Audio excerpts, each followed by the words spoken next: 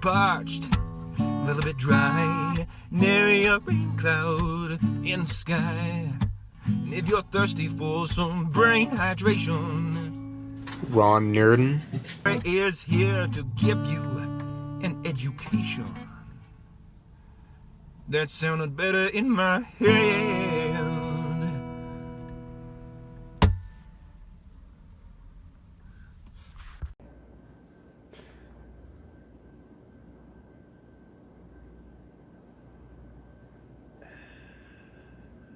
You know, I'm thinking about continuing like the "hi, didn't see you there," you know?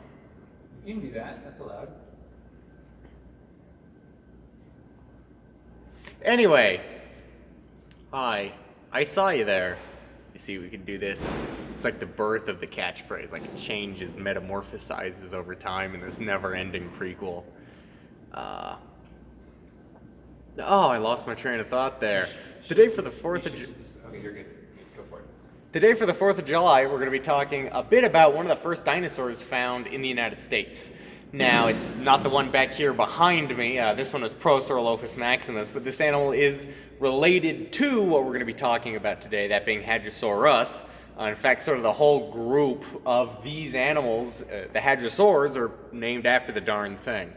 Now, it was found back in New Jersey in actually quite strange territory for fossil hunting, at least for a lot of fossil hunting. Very green, lush environments, not the I want to say crag, but like, I know that's not a desert word.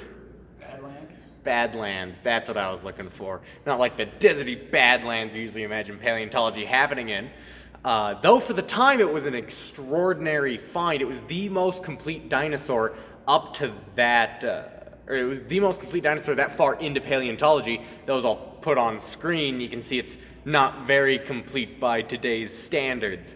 Though it was the first set of dinosaur bones mounted in a museum, and their realization that this is very similar to the iguanodon material found back in Great Britain was a pretty big step in paleontology. Now Hadrosaurus, as I mentioned, was the first dinosaur found in the United States, and it was found all the way back in, I'm going to look it up in my journal, 1858. So, old. That's the technical term, right, Josh? You said aged. Aged. Geriatric. Geriatric. Decrepit. I think we're diverging from the actual... Yeah, we're starting to get a bit sidetracked. Yeah. But I want to talk about that today being the first dinosaur found in the United States, first dinosaur found in New Jersey. It's New Jersey state fossil. I don't know if I remember. I don't know if I mentioned that. But, you know, it kind of set the stage for modern museums as we... Can we get like a cool camera pan or something? Like, set the stage for museums as we have them today. There's the cool pan sound effect. And I prefer pots most of the time.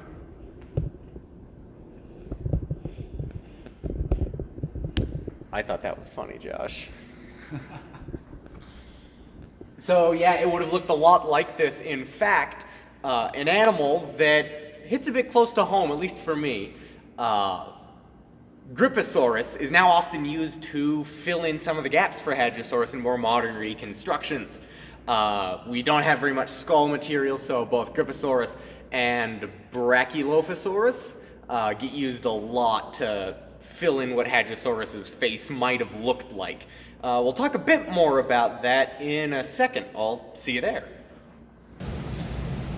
Now, I had mentioned out there that we have skin impressions from other hadrosaurs. Actually, Griposaurus, the animal I had said they often use to fill in some of the gaps for Hadrosaurus nowadays in modern reconstructions, is one of the animals that they found those skin impressions from. Up to 60% of the animal had skin impressions on it, and the fossil lab right here that I'm in actually helped work on those.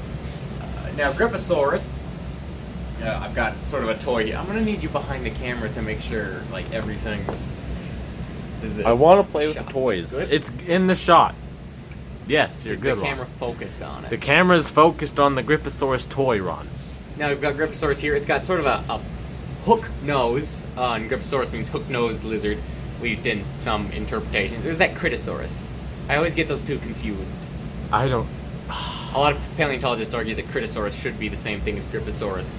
Now, I would want to zoom in to show you the skin pattern, don't zoom in. I would want to get a close-up to show you the skin pattern on this toy, because it's modeled after the real skin. But why would I when I actually have one of the skin fossils here?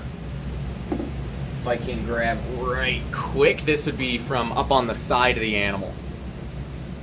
Are we focused? we're focused. Now you can see it's got this big pebbly structure, and studies have found that scales and feathers are actually antagonistic to each other developmentally. So because of these big, very classically reptilian scales, it's very likely these animals wouldn't have had any sort of filament or fuzz or feathers anywhere on their body, including the ones that lived in some of the Arctic or subarctic regions like Ugrinalik or the northern finds of Edmontosaurus, which debatably are Ugrinalik. Well, that's going to be most of what we have here today. Trying out a new thing, name the channel Nerdin now instead of Moist Gary, because Moist Gary is kind of gross. I liked Moist Gary, It had heart. But yeah, new show, new stuff. Yeah. Still want to do the actually, no, we're getting close on time. Please stop recording. Are you? Time's a ticking, boy. Okay. Stop.